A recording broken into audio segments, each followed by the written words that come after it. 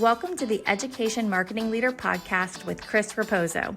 If you're looking to dive into the latest industry insights, draw inspiration from education success stories, or just want to sharpen your marketing skills, you're in the right place. Here, we bring you a diverse range of voices from experts and leaders in the field, offering you a unique blend of professional development and practical strategies.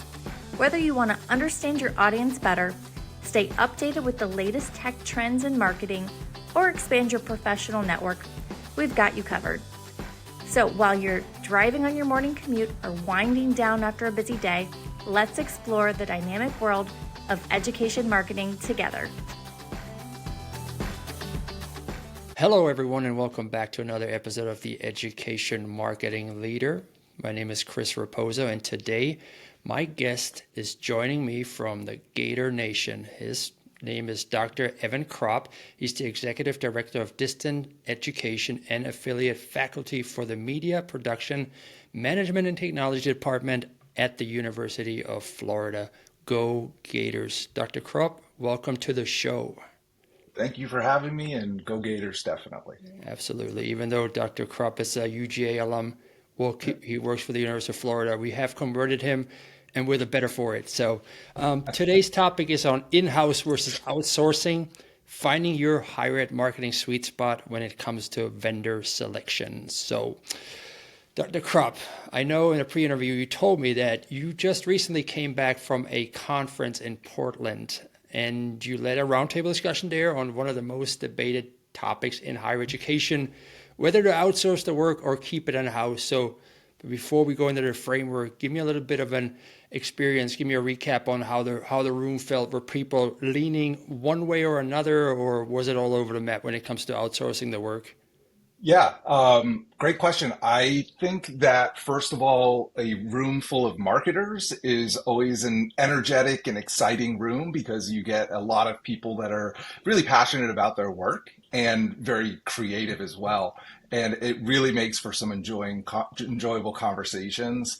This is the second year that we did a session on this topic. Last year, I did it with one of my agencies and a couple of other universities. This year, did it on my own. And really, I don't want to say, yeah, I guess I will say people are all over the map. and I will say, though, that one of the things I think that was pretty consistent that I heard from a lot of people was that a lot of the individuals are thinking there's one answer. And they show up at these types of conversations and they're like, give me the answer, give me the playbook, I'm going to go enact this. And that's not really the way it works. And the way it works is we share information, we talk about ideas, and then you apply that to your unique situation because every school is different, every program is different. And what that looks like at each school is going to be a little bit different. So, those people who I think were showing up with this, okay, give me the information so I can go home and just execute. We're a little shocked that like a little bit more effort's going to need to be put into it. Yes, the famous last word of a higher ed marketer at a conference when they're being asked a question, it all depends. It depends. Nobody wants to hear it depends, but it does depend because like you said, there's no one size fits all answer to that approach. But when you're looking at a new marketing initiative as a higher ed marketer, what are some of the first clues that tell you this is an in-house project versus a perfect fit for outsourcing?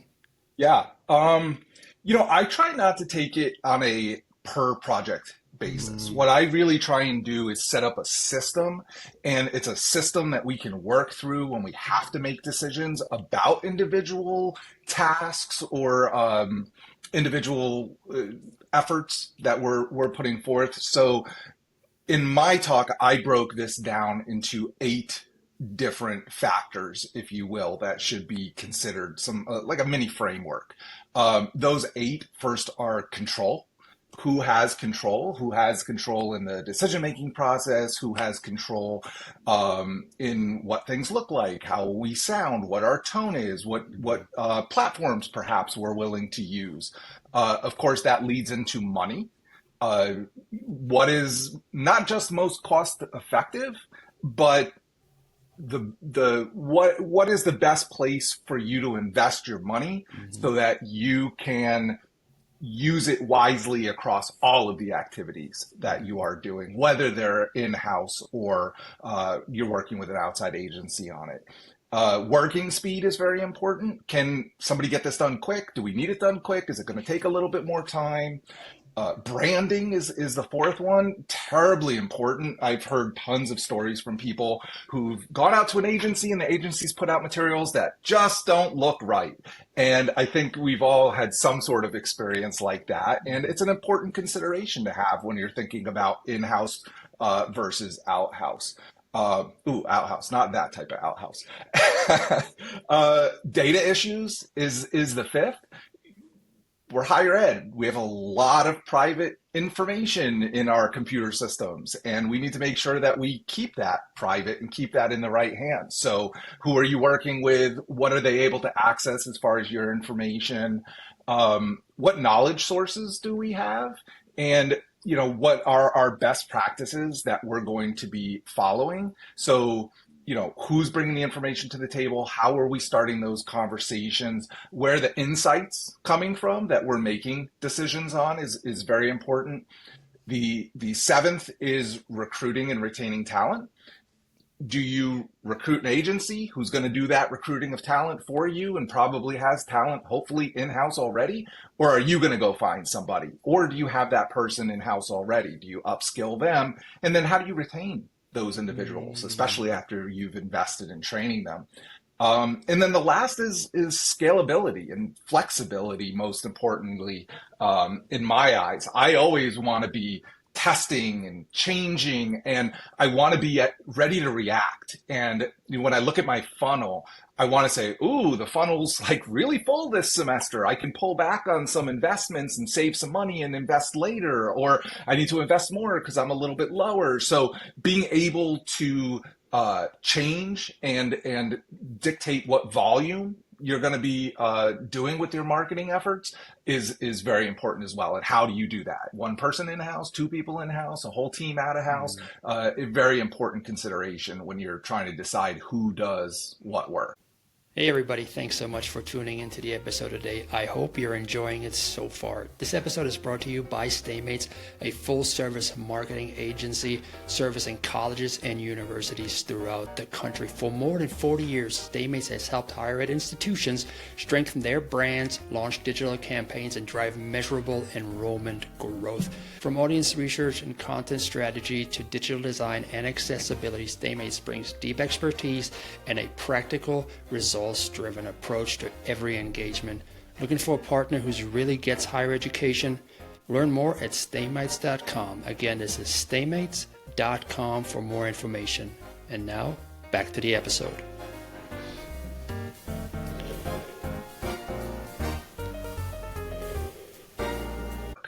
Lots to unpack right here, so let's dive right in. But the main umbrella term here, or what needs to be considered, is, I think, especially when it comes to publicly funded universities, is stewardship. We want to make sure that we use the budget that we have in the right way to get the most out of it, so that our institutions thrive, the people that come in will be successful, and that we'll all have a good experience, whether we keep it in-house or outsource it. So let's talk about control versus expertise a little bit, because there could be some issues there when it comes to brand guardrails, people going off the rails, or people are just going wild, and you want to make sure you maintain your brand guidelines and the integrity of your institution. So one of the points in your article, because any good marketer would do, you came back from the conference and you wrote a recap article about that roundtable discussion. So one of the points was about control versus specialized experience. How do you get the best of both worlds without stepping on each other's toes? Yeah. Stepping on people's toes and hurting people's egos, I think, are two very important parts here. And we really, I think all of us need to consider really diversifying the team and diversifying the points of view and the perspective and the experiences that everybody's bringing to the table. And I think that I, as my role of executive director, I oversee not just the marketing for my division, but I oversee all of the operations. So, admissions and advising and all of those things take up a lot of different time. And do I have the ability to get in the weeds on the day to day? I really don't. I can do the high level guidance. I can set the targets. I can explain what we've done in the past, say things I want to do in the future, talk about who might do what. But at the same time, I need to realize that if I have one or two people in house, they're never going to be able to do what an entire agency is going to be able to do. And if an entire agency is bringing 20, 30, 100 people, who knows, to the table, each of those people is going to have a specialized expertise area. It's not me and one or two other people saying, well, I know a little bit about paid search. I know a little bit about content marketing. I know a little bit about this other thing. I am going to give up some control in those instances to utilize the specialized expertise of the agencies that I'm partnering with. But I'm not going to lose ownership. I'm not going to step back from my high level perspective. And I'm going to make sure I'm always understanding who's doing the work, what work is being done, how quickly we're doing it, what the cost is. So I maintain the high level control, but I give up a lot of the lower level control and really empower our people to make the decisions together of who will do what work and when. Yes, and keeping it transparent and the communication open, I think, is very important too when you bring in an outside partner, just so that people that have been around with you internally for a while, the alarms may go off like, whoa, whoa, whoa, what's going on? Why are they bringing somebody in? Am I in trouble? I'm not good enough. But here's the thing: if you have technology always evolves.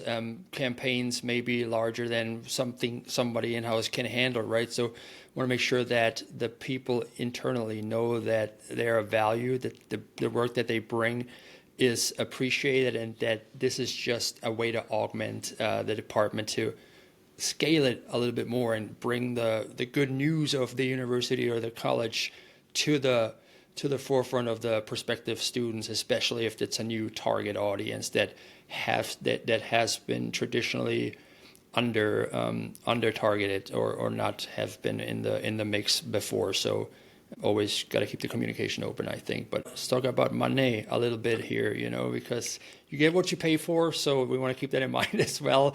Budget always comes up. It's always part of the conversation. What's your advice for calculating the real cost, factoring hidden stuff like hiring time, training, or tech investment before deciding? Because sometimes you have some of the agencies come in and say, hey, you need to update your tech stack. And there you go, $50,000 gone because you have to update your CMS or whatever. Yeah. Yeah. Hopefully that doesn't happen too often. But for me, cost, first of all, I think that a lot of people say, well, agencies are so expensive and we should just hire some internal people and that's cheaper. And I don't believe in that as always being the case. And if it is cheaper, it may not be the most effective option. So how are you really saving yourself money if you're not accomplishing your goals? So basic example, really easy numbers because math is not my strong suit.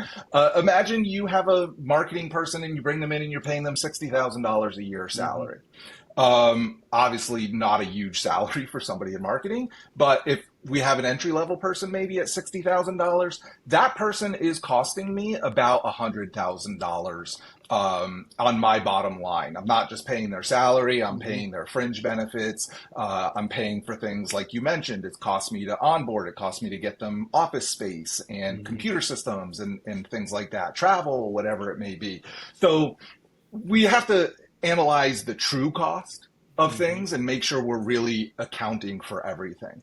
Then the next thing I do is I look and I say, what value am I getting for the $100,000? I'm getting one person. What's this one person's skills? If this one person's an amazing designer, they're going to do a really good job of protecting my brand.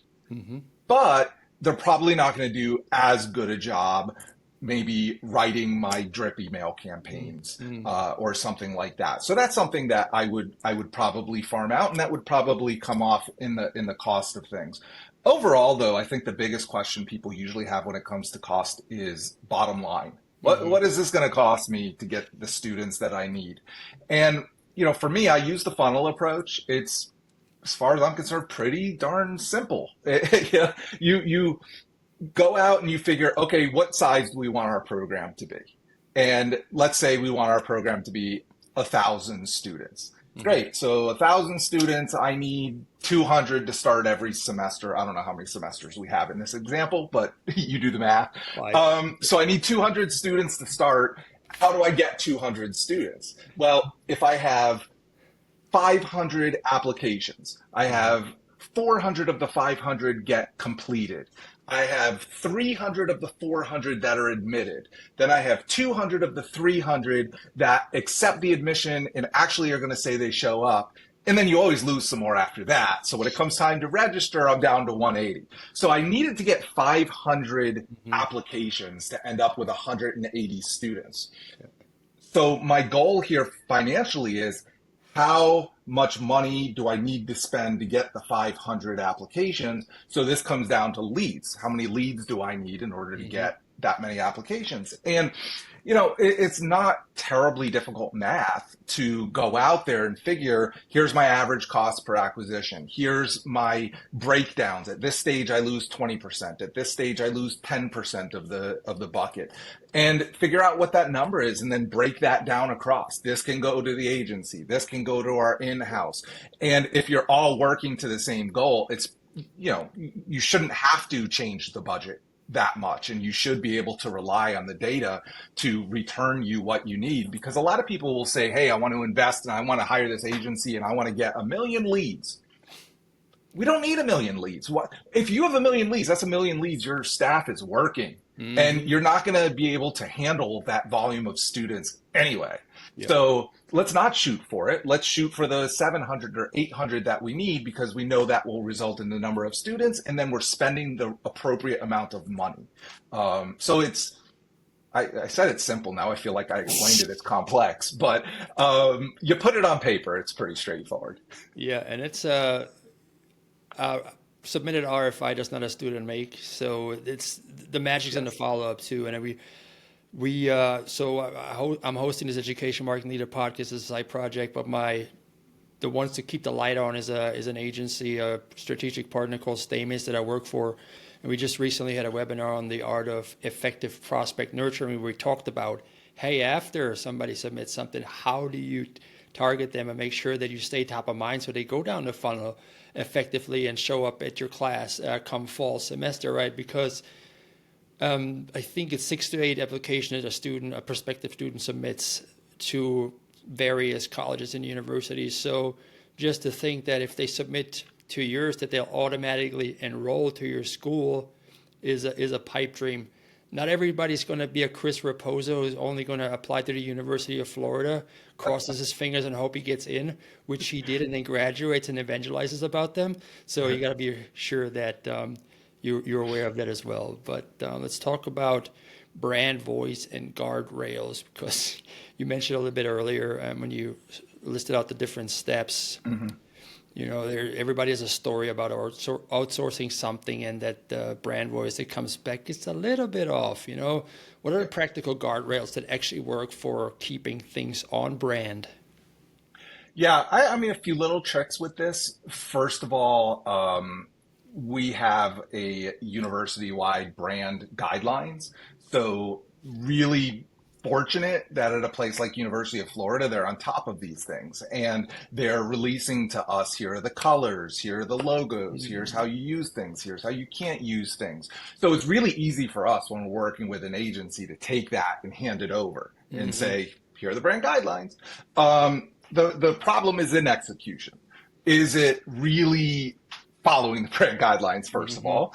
And then, is it not just following the brand guidelines, but is it putting off our voice, our demonstrating our culture, who we really are and how we're doing things? So after we have the brand guidelines and we give that to them, I actually have an in-house director of marketing, and I have her review everything. She's a graphic designer. She knows the visuals. She also knows the tone, because for me, in my situation, before I hired my agency, she was my primary person doing all of my marketing, writing my messaging and things like that. So she is able to guide my agency, which is great for me. She doesn't have to get in and do the work, so she can get a lot more high level work done and not have to be in the weeds, like writing things out or drawing on the computer.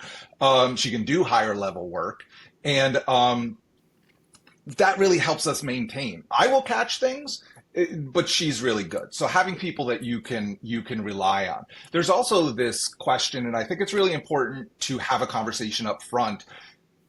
What has your brand voice been, and do you want to keep with that? And a lot of agencies, especially when I talk to them, they assume like, this is who you are and you just want to keep it. Or, yeah, you're doing this, but it's not so good. You should do this. I don't like those calls. Don't insult the person you're trying to get business from.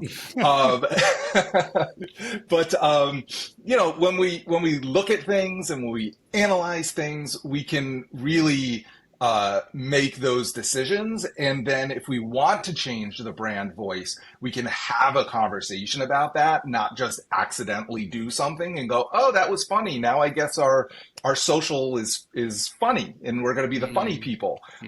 Those things shouldn't happen by accident. Yeah, for sure.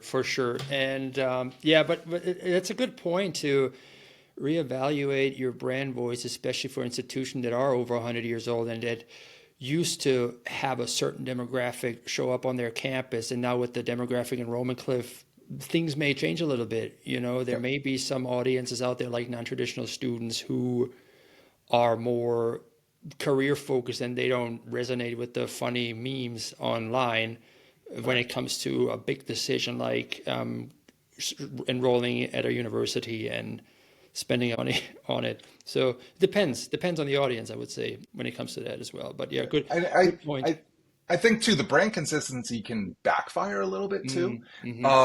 We switched as a university. We're in the process of switching over to new websites. And as they did the new websites, we got updated brand guidelines. And for years, we had really beautiful ads that our marketing person in-house was making. And we were putting those everywhere. And people would really see that. And you don't even have to read the text. You're looking at it and you're going, oh, I know who this is. The problem is now at a big school like University of Florida, there's a lot of us doing marketing. We have central marketing for the university. We have 16 different colleges who all have probably multiple marketers and marketing departments within them, selling, whether it's graduate programs, undergraduate programs, marketing the centers or services and things like that.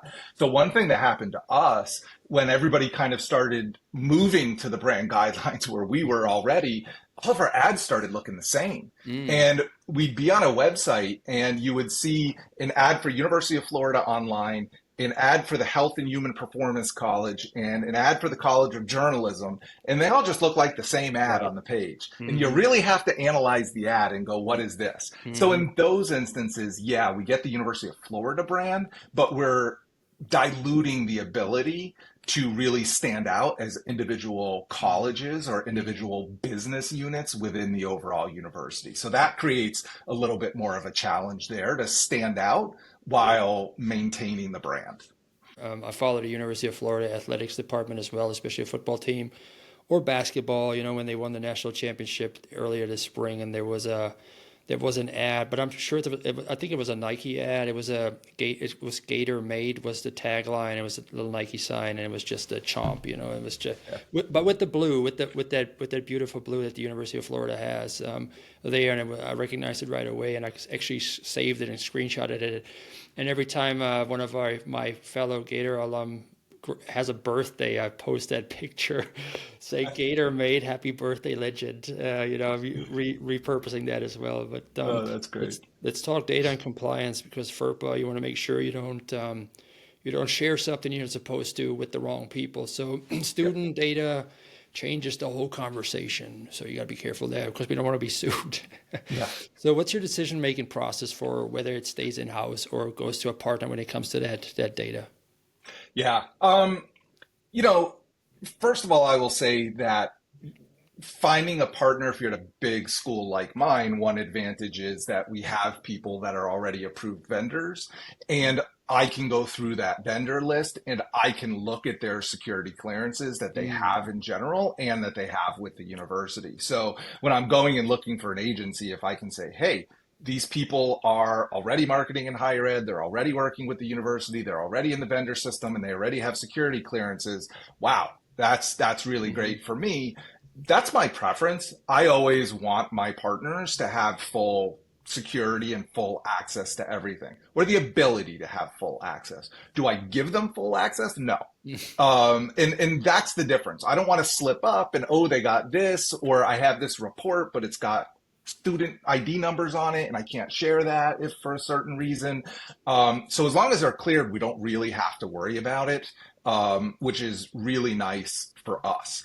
Internally, I think everybody makes mistakes. Internal people can make mistakes as much as external people can. So it's really about educating. And I have found that the agencies I've worked with are very good about this. They definitely understand. And, they understand that if they're getting hacked, if they're leaking our data, if they're not being, safe and secure in the transmission of data, we're probably not going to do business together much longer. And that's not just going to be my decision, that once those things happen, my bosses, my legal team, they're all going to be calling me and telling me what I can and can't do. So I tell people from the beginning, you're going to partner with somebody, you make sure they have the highest level of, clearances and authorizations to be able to access and handle your data.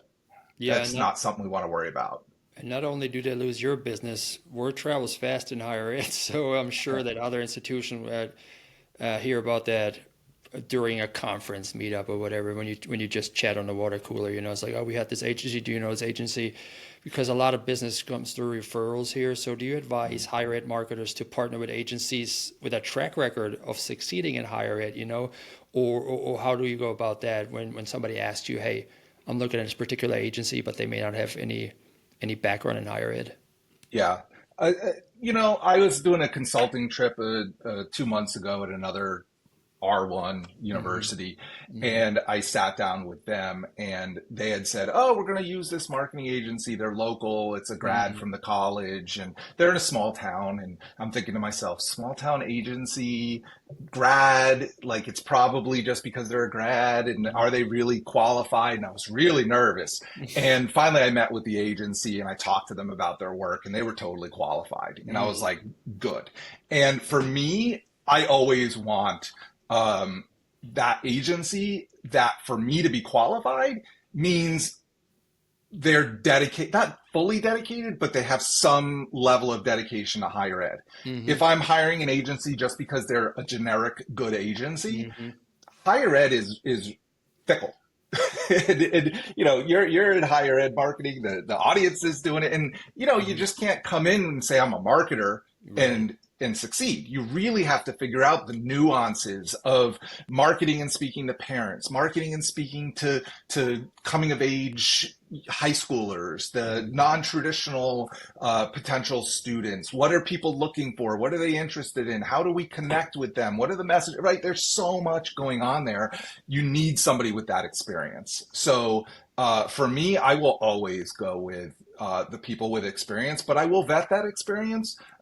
Success is one thing, but I want to see success with like programs or like schools. I want to know who defines success. I want to know with that success, how much work they really did versus how much work was done internally, right? We're talking internal versus external. I don't want the agency to come, we did everything. Great, because I'm not the type of person that wants to give you everything to do. I want to do my own. So maybe that's not going to work for me.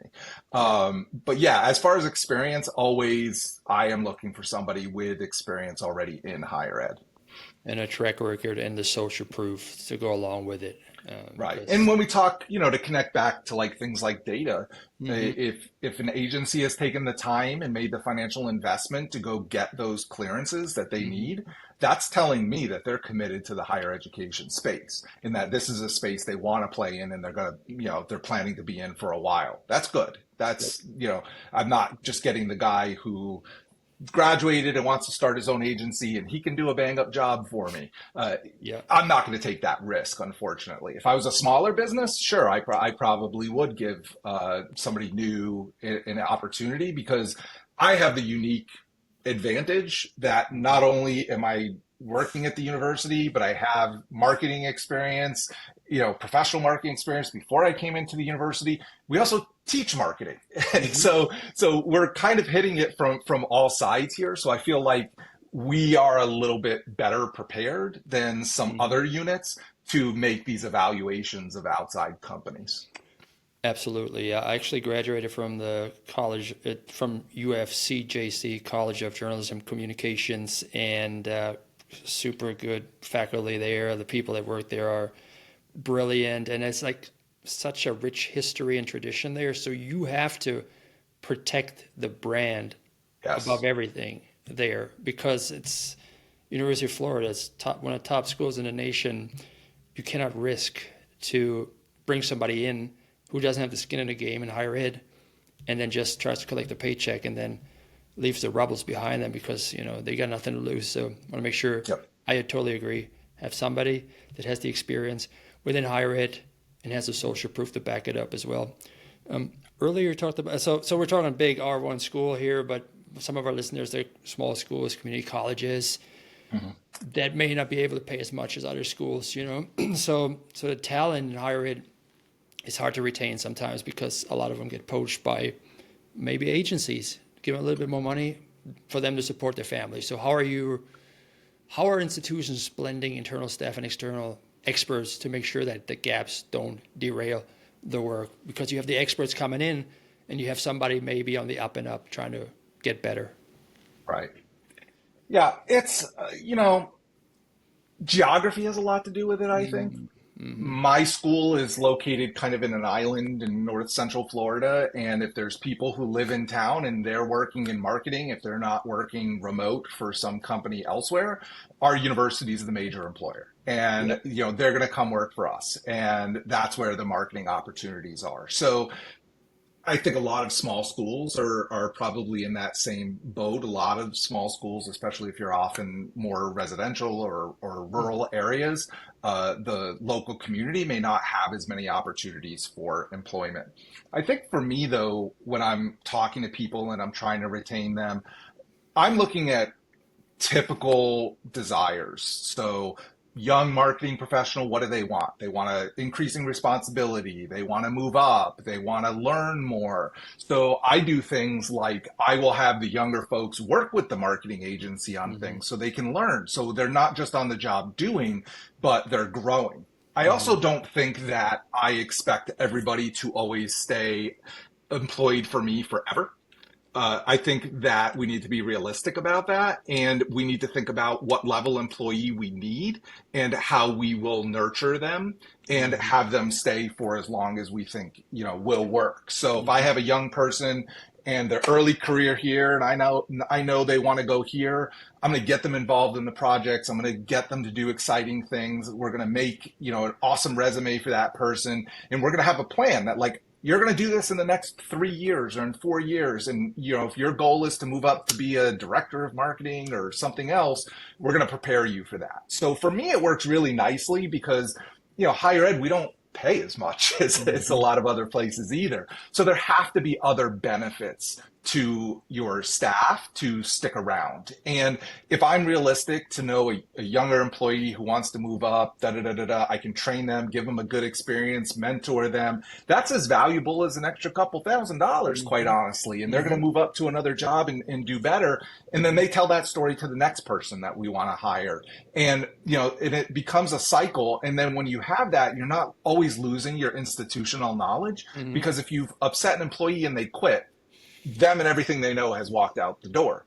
When you've nurtured somebody and helped them grow in their career and they've left, and then you run into a problem, you have a question, I can always pick up the phone and call them and say, hey, where's this file? Or where did you do that? I obviously try not to do that, but they're there if we need them, and it's very nice, and it builds a nice community of people who work there and have worked there. And I think that culture, especially in this day and age in our work environments, is terribly important. And if we can do all of these other non-marketing things for people, like culture, then we can retain those employees. And I think that's for me, it's been a good strategy. And I've been able to keep people longer than a lot of the other departments. And, our work doesn't miss a beat. But also I have my agency. My agency, even if they're turning over people, I've got a bunch of people working on the accounts. So I'm always not losing my institutional knowledge that way as well. That makes a lot of sense. Yeah, there's a lot of appreciation there from young marketers when they get that training and then be able to move on. Even if they can't grow internally, you equip them to do better and good work for the next employer that they're being hired for. So I like that. That reminds me of the saying where the executive asks the manager, "What if we train our people and they leave?" And then the manager says, "What if we don't train them and they stay?" Yep. So I love that. Yeah, I like it. I was working on my PhD dissertation, and I was sitting with Hart Hansen. He's the executive director of the TV show Bones, and they were the topic of my dissertation. And we were talking, and he's telling me all these really wonderful things that he does. And I was like, it's great that you do all these things, but like, why? What motivates you? And he's like, I've been successful in my career. I'm going to send the elevator back down for the next guy. Yep. And I'm like, that's an awesome saying. I love that. And I kind of feel like that at work myself, where I'm a little bit older. I've been around for a while. I've got certain experiences. I can help that next person who wants to follow in a similar path with my experiences and my knowledge. And why not? Like, the future needs more marketers, and let's help people. And of course, I'm in education, so it comes naturally. But I think it's a win-win for everybody, which is really nice. Absolutely. I always think that the only reason you should look down on somebody is to pull them back, help them pull them up. And I do the same with the UFCJC. They have some sort of a Gator alum mentoring program where they set you up with graduating seniors to talk to them about their career aspirations. Like, I had background in legal, 8 years. So they always set me up with somebody who was trying to go into law school. And I always ask them, why do you want to go into law school? And they tell me certain things. They always were interested in law. And I always advise them, before you make that big investment, go work at a law firm for a year to see how it is. Because I worked at a law firm for 8 years. And at one point, I thought I wanted to go the law school route. But after 8 years, I was like, that's not what I want to do. So I left. So I really encourage everybody to look internally and try things out before they ever make that big leap and they get stuck and pigeonhole themselves. But say somebody's listening to this episode and they're like, okay, we probably need to rethink our mix. What's the very first thing you tell them to do before they change a single contract or a role? For me, it's about research. And I think that people really need to stop and take an honest assessment of their situation. Where have we been? What have we done? How successful are we? How do we compare to the competition? What are we, how are we trying to stand out and make ourselves unique in the marketplace? And once you've done that research, you can then set your goals. And then after you have that done, strategize on how to accomplish the goals. If you put the cart before the horse and you just say, we're going to go use an agency, why? Like, I don't understand. You have to say, base the decision on some reason. We don't have the internal resources. It's a better financial investment, like whatever it may be. So research, and not to rush it. Because if you take that time to really figure out the best strategy, you can also then interview the different agencies and understand what you're looking for and not just fall victim's not a good word, but fall victim to what they're selling, if you will, right? Because salespeople are very often quite persuasive and they're going to tell you, let's do this and let's do that. And you're like, oh, that's great. But if you have your own ideas that you've thought through with your colleagues and your team, you're not going to be as easily influenced by those things. That was such a wonderful episode, Dr. Kropp. Thank you so much for being a part of this. Tell us a little bit about UF's Distant Education Department and how people can connect with you after this. Yeah. So UF, we have amazing online programs. We have the University of Florida Online, which is our undergraduate programs, classes and degrees offered from colleges and departments across the entire university. And then our 16 different colleges, the majority have graduate programs that they manage in-house that are also online, as well as our traditional face-to-face campus stuff. So lots of cool things going on, and I'm always happy to talk to people, share experiences. If they want to reach me, have a website, evankropp.com, or as always, LinkedIn is wonderful. Friend me on LinkedIn. I have a weekly newsletter that I put out on really just whatever's interesting in higher ed that week, and really just try and give my opinion and continue on those conversations about important topics that, whether we're doing marketing or anything else, and as marketers, every issue in higher ed really impacts us. It's a good way to stay abreast of what's going on. Very good. And if anybody is interested in learning more about the University of Florida Online, I got myself this crisp degree up here from UF Online a couple of years ago. Highly recommended. Great bang for your buck, and really great to be part of the Gator Nation. Dr. Kropp, thank you so much for being a part of the show today. Thank you for having me. I appreciate it. Take care. You too. And that's a wrap for this episode, everybody. Thank you so much for tuning in to Education Marketing Leader Podcast this week. If you enjoyed this episode, be sure to share it with your friends and your network. And if you ever thought about starting your own podcast, now that you listen to one and you got inspired, reach out to me via DM. We'd love to help you launch your own. We'll take care of everything for you, the scripting, the strategy, the editing, the distribution. All you have to do is show up, connect with your audience, and build your personal brand. So if you're ready for it, let's chat.